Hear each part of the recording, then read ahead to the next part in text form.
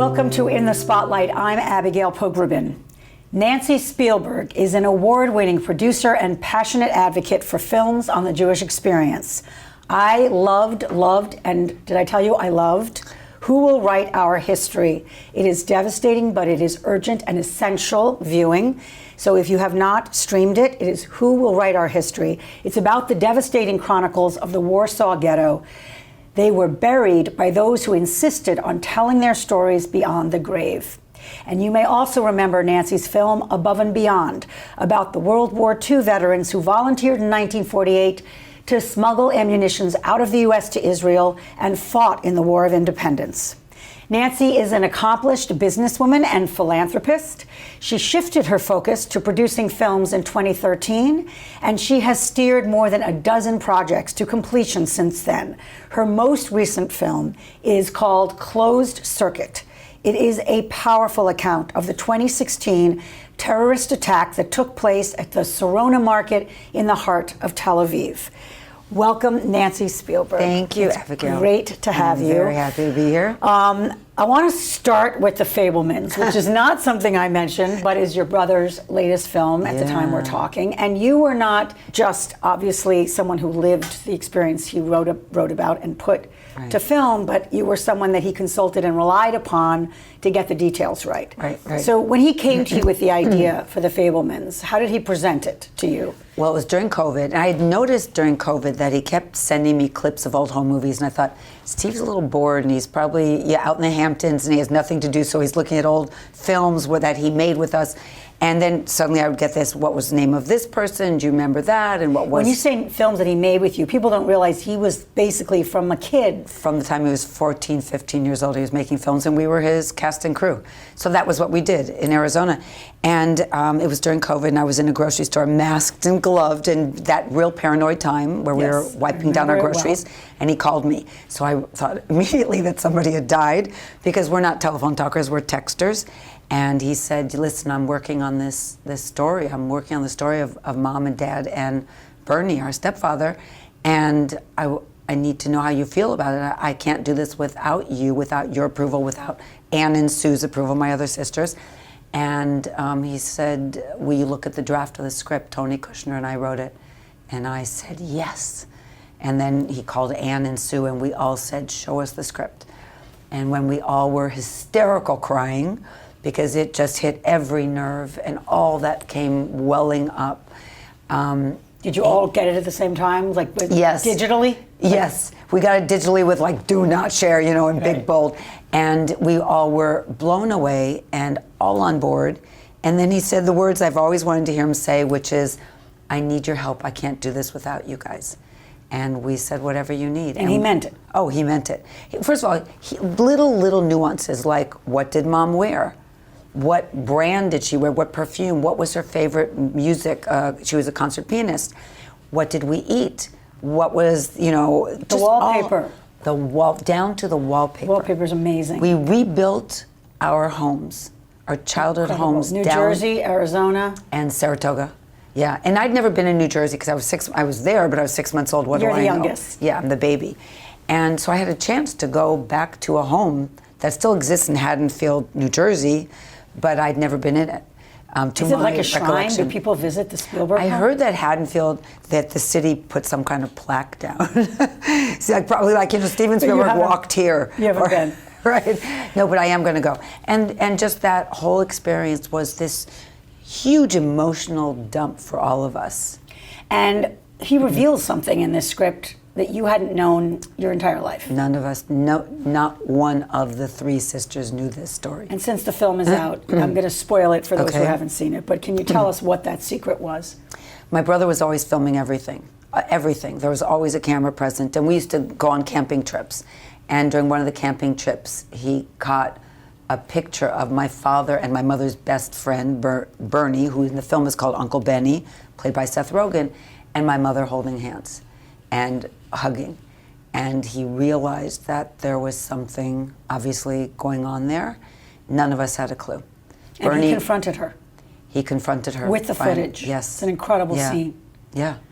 And, none of us knew that. And so afterwards, as we all sat talking about the film, the first time Steve wanted us to see it before anybody else to make sure we were okay with it. And he put us in a screening room by ourselves in the dark, not sitting next to each other. He wanted us to each be totally surrounded and just take it all in. Of course, we were hysterical, unconsolable. And then we sat for 3.5 hours and we talked through it. And just to say, you were struggling with this, Steve, and we never knew. We're your siblings. We never knew this. Why didn't he tell you? He was always good. He said he was always good at hiding things. Well, you know, Steve has a camera in between him and reality many times in life. And maybe it's a way that he has that second to process. And it's he a was protecting safety. you. He was protecting you. He was always from protecting a part us. of your mom. And he was the only boy and the oldest child. And when my parents did divorce, he felt that he was sort of in charge of the house. So in another sense, it was a protection. The same way that my father protected us by allowing us to blame him all those years for the divorce when it was really more my mom's fault, because he knew we were living with mom. So my parents, you know, amazing. my brother and my father sort of did that stoic, we will shoulder this responsibility, we will protect. And you said that it was a pretty seminal event, that divorce, in your life. You were how old? I was 9. I was 9 years old. So you're young for that to have happened. Yeah. Can you say whether you felt anger? I was furious. I was furious. I was so frightened. I mean, in my head, a little girl in my class in 2nd grade had said, and I came home one day and said this to my mother, that her parents were getting divorced, and people didn't get divorced that often in the mid-1960s. And I had flippantly said to my mother, you know, if I was married to a man I didn't love, I would divorce him. And it was at that point that they felt that it was okay also to tell me. And I just decided I was going to run away. I wasn't going to live with either parent. And I didn't know about Bernie. I didn't know about Uncle Benny until the train ride home from Saratoga. The girls moved back to Arizona with my mom. And on the train back, she said that she was in love with him. And that to me crossed a line. But you didn't kind of associate the adultery with that. Did you assume? No, and there wasn't adultery in that sense. There was no real physical relationship. Years later, my mom would say to me, I want to tell you something. I was like, no, Mom, maybe you shouldn't tell me this. Wait, I'm Bernie's child. No, you're not Bernie's child. But I used to drop you off in kindergarten, and I would go to Bernie's apartment. We always had the keys because he had a swimming pool. We didn't.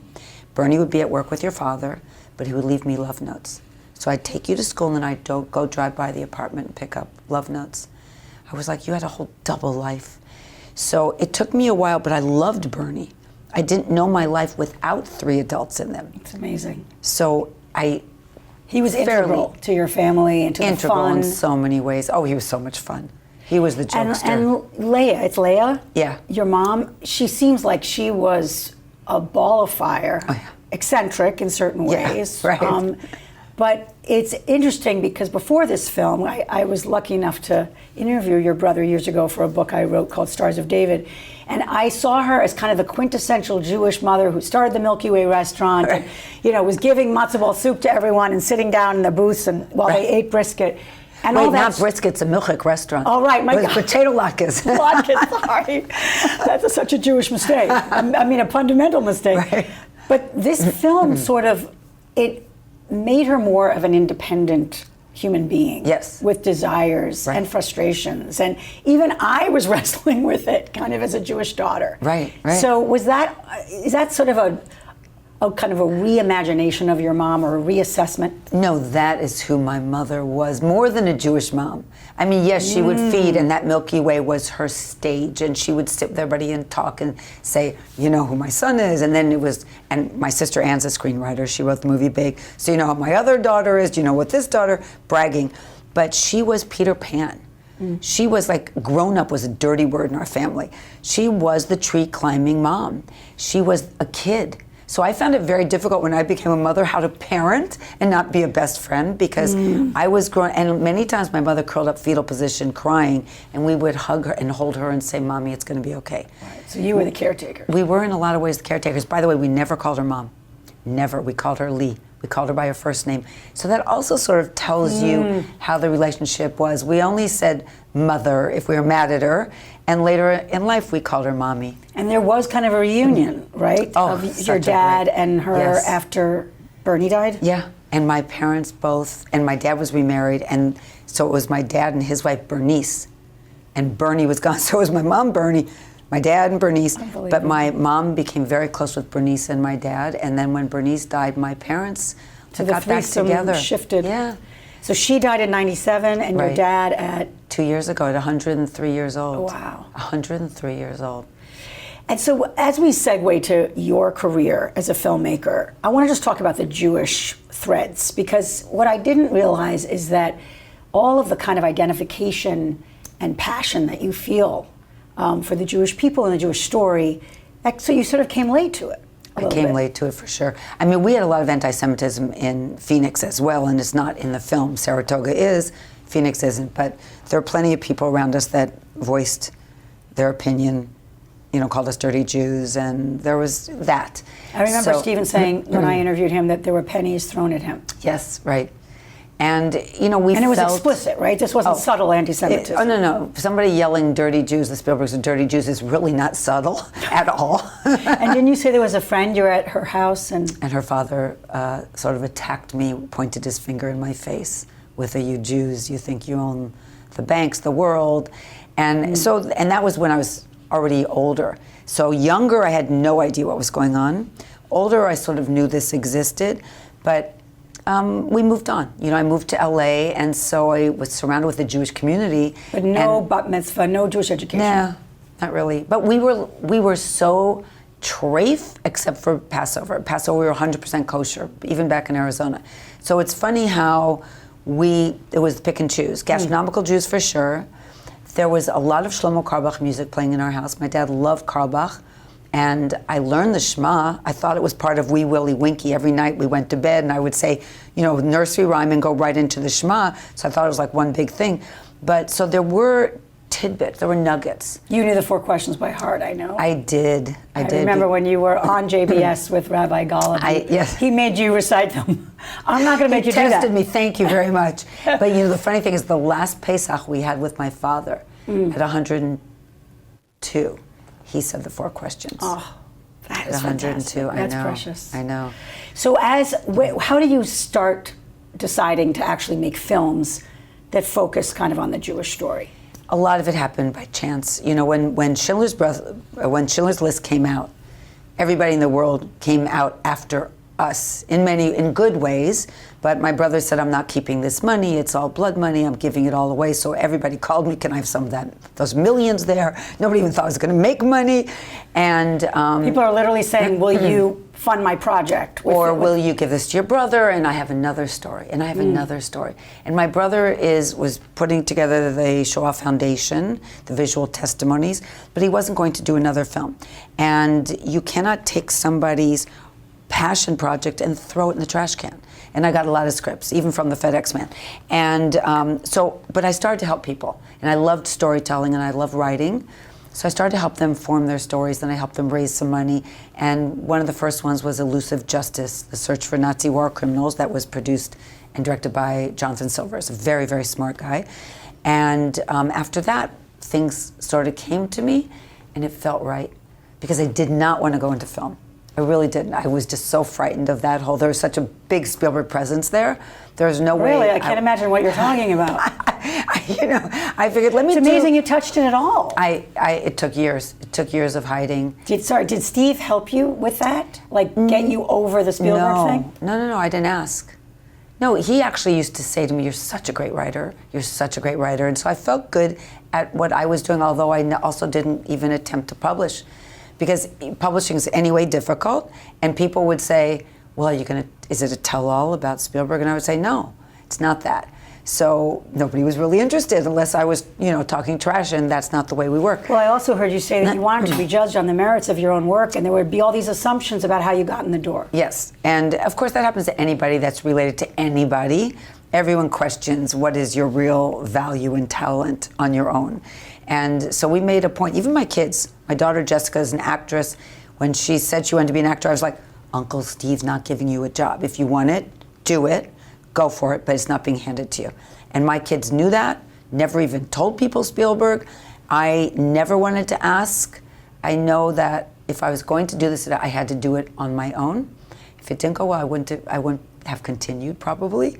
And Above and Beyond fell in my lap. So that was the first thing. It just felt right. I loved Israel. I had spent a year on kibbutz and another 4 months at kibbutz. I had such a passion for Israel and that American story of those World War II vets and what my dad, who was in a bomb squadron also, it just all brought it together of Americans helping Israel in its time of need. And just, Israel's got so much bashing going on there. This was a great story. So it just, the documentary gods were shining on me. That was it. So I want to talk about this latest project, which is so important and so difficult. Right. Tell us about Closed Circuit. First, what's the title mean? Closed circuit is really closed circuit cameras. Like security cameras? Yes, security cameras. And in Hebrew, it's magal sagur, and it's also sort of this idea of a cycle. And in a sense, there is this cycle of terror and what's going on in the world, so there's sort of a double meaning. Talin Bar, a young first-time director, came to me, one of those emails. Out of the blue. I'm making a film, my first film. I did a student film. I want to know if you can help me. And, you know, I was going to be very polite and decline, and then I watched her 7-minute student film. And I realized that that day, June 8th, in 2016, when this terror attack happened in the Max Brenner restaurant in Tel Aviv, in this upscale marketplace, 2 21-year-old terrorists dressed in business suits with ties and briefcases went in, ordered their dessert and their Sprites, and then they pulled out guns and just sprayed everybody with bullets. 21 years old, both of them. Both of them. And at that same exact moment, I was in this bustling restaurant in Jerusalem, almost the same kind of scenario, celebrating my birthday was also the day before, celebrating with friends that flew in. There are children running around the restaurant, there's tourists, there's soldiers, it's just packed, and we're all enjoying ourselves. Our radar is down. Nobody thinks at any minute somebody is going to come in here with a gun and shoot me. So it really hit me for that reason, that this was the closest that I ever want to get. And then when she shared this and we realized what was caught on closed circuit camera, which we see today, all the crime that is, there are cameras everywhere. We're all watching. But then to talk to some of the survivors and to understand the trauma, the post-traumatic stress that does not go away, you know, even if the physical wounds are healed, and how people live with that. And I thought this is something that not just is relevant in Israel. Obviously, look what's happening here. You send your child to school. You don't, you know, what you thought was a safe place. You go to synagogue. You go to the grocery store. And there was one young woman who said that it's literally upended her life. Can you tell us a little bit about her? Lihi, her, yes. That probably was the thing that really knocked me off my feet more than anything else, because I'm also very connected to father-daughter stories. She was at dinner with her father and his wife and her brother when the shooting started, and her father screamed at her to run. And he was shot in the back, and she ran and hid in a bathroom stall with her stepmother. And when they came out, I think it was Hatzala and the medics were preparing her that he's been taken to the hospital, he's been wounded. And she said, well, I knew he was going to be okay. He's the strongest man. He's my idol in my life. I knew that he was going to be fine. And then they told me he didn't survive, and that it just totally shattered her.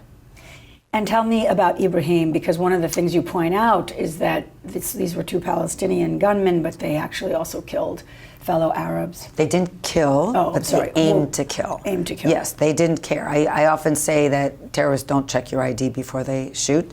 Ibrahim was there with his wife and his entire family. They were breaking their Ramadan fast. They were celebrating his wife, her birthday as well. And his little kid, when the shooting started to run towards the door, and he grabbed him and yanked him under the table and went to hide. And it traumatized him beyond. In fact, you know what his job is? He's a social worker at an institution for violent men. Mm-hmm. And here he was faced with violent men, and he almost like failed at his job. And the trauma stayed with him. He divorced. He lives in Yafo. Wow. And Yusef also. Who's that? He's the waiter. He's from Al-Fahim, that village. And he had a lot of trouble. He was totally traumatized. He's very much a peace-loving kind of guy. And in his village, they said, you know, So what? Nothing happened to you. So he had a lot of trouble. So the challenge of telling a story that makes us live in the horror of a moment that is so terrifying. How did you navigate what to show? Did you have footage of everything? Like actually people getting shot and wounded or even killed? Yes. And it is hard to watch. And there are some things that are blurred and some things that are not. And it's such a game. It's a lot of thought in the editing room. Is this too much? Does it drive the point home without becoming voyeuristic? Because unfortunately, you see how people on the highway when there's an accident rubbernecking. What do? They all want to see.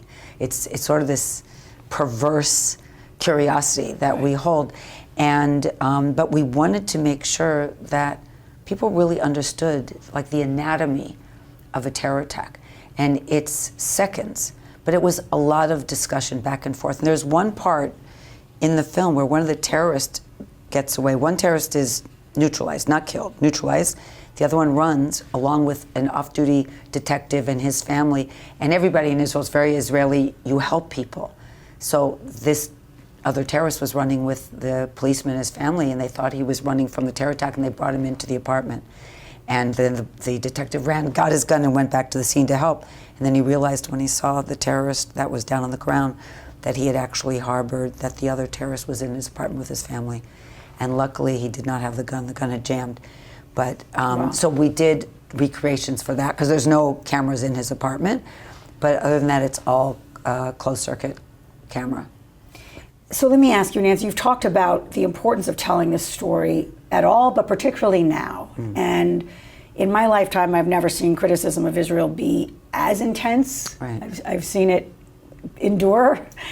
How is this film a response, or in some way an important kind of data point as people look at the landscape? Right. Well, first of all, I think this is very important because this is about the humanity. It's not about numbers.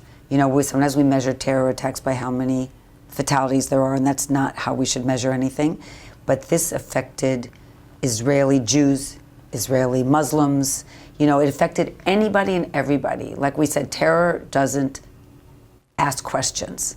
It's just so Democratic. so democratic with its bullets. So I thought that was important because people need to see what it's like for Jews and Muslims living in Israel, that they're both, everybody's tired of what's going on, obviously, and the voices are being heard now in many ways. Maybe it's not enough, but, I always say Israel's like such a young country. It's such an old, young country. It's got a lot of wrinkles to work out before it gets more wrinkled. And so the voice is being heard, and if this helps add the humanity aspect to it, then that's what we need to accomplish. And where can people see it? Just so. Right now, Closed Circuit is still in festivals. So we're running around the country and the world in festivals, and then we're slowly reaching out and going to work on streaming and other opportunities. But they can always, you can email info@playmountproductions.com. Let's say that slower. info@playmountproductions.com. We'll put that on the screen. Okay. Okay. Jewish Story Partners. Oh, yeah. I don't want to end without mentioning it. Tell us about it. Who started it? What does it do? I'm so proud of Jewish Story Partners. I'm so proud of this.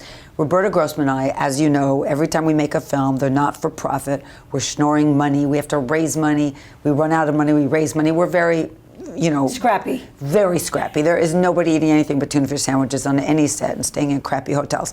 But we said there's got to be something done. Jewish films get the least amount of funding from foundations that are out there to fund films, maybe because we're such a niche group and there's so many other films out there. So we approached Righteous Persons Foundation, which is my brother's foundation, who had money with the Jewish Foundation for Culture that did fund films that closed and gave them back money. We did a year-long study, and after we talked to everybody in the world, we started a foundation to help fund Jewish stories through film, very high production value. And we've got lots of other foundations that are supporting it. We're still raising money. And the films right now, we're taking just US producers or directors, but we will expand to international and to scripted and to episodic, But there's so many stories. And we are all the way to the left and all the way to the right. We're Jews of color. We're gay. We're straight. We're trans. We're everything. And we need to like each other more. We need to like understand each other more, and then maybe also have other people understand what makes us tick. And is that something people can contribute to if they're so Oh, moved? please, yeah. So JewishStoryPartners.com is the website. I want to end finally, Nancy, with I've seen you through the years, and certainly your brother. I don't know your two sisters, but it strikes me that what you share is this just unapologetic joy in being Jewish. Oh, yeah. In Israel, in holidays, in, I won't say cholent, but it's, these days, that's not a given. Yeah. Where there's, particularly for young people, there is a sense of maybe having to apologize for something or quiet that part of you in certain spaces. Can you just speak to kind of Jewish pride and how you are kind of feeling it these days? I'm feeling it more and more. I mean, I say I'm almost a reluctant activist because I'm not an activist. That's not what I set out to do. But when something attacks me personally, then if somebody hurts my children, I'm like a lioness that's going to go after you. So I sort of feel like this is so personal, and I've hid it before, and I've had to deal with it growing up. And a few years ago, before COVID, I remember getting on a flight, an American Airlines flight, and it was everybody going on a Pesach program. So you can imagine what the gate was like. There are Jews running everywhere. There's kids running. Everybody's wearing a yarmulke. And the flight attendant, as I got on, I'm dressed like me, cowboy boots and jeans, and she rolled her eyes and said, it's going to be one of those flights. And I didn't speak up, and I was angry at myself because I know what she was saying. It's like, oh, the Jews and the kids. And I'm tired of being quiet, and I just have to stand proud. What else are we going to do? And Israel's so important to me. I mean, I have a daughter who lives there. I have a home in Jerusalem. I feel it's the Jewish homeland. I have to, we may not be happy with what's going on there, but we may not be happy with what's going on here, but I'm not going to walk away from either of my countries. I'm going to try and make them better. And if I don't stand proud, what are my kids and what are my grandchildren, when that happens, going to think? I mean, we have to set an example. Nancy Spielberg, thank you so much for coming. Thank you, Abigail. I hope everyone will watch Closed Circuit once it's available to watch in theaters or on live streaming. It's just an important film, as all of Nancy's are. I'm Abigail Pogrebin for In the Spotlight. Thanks for being with us, and I'll see you next time.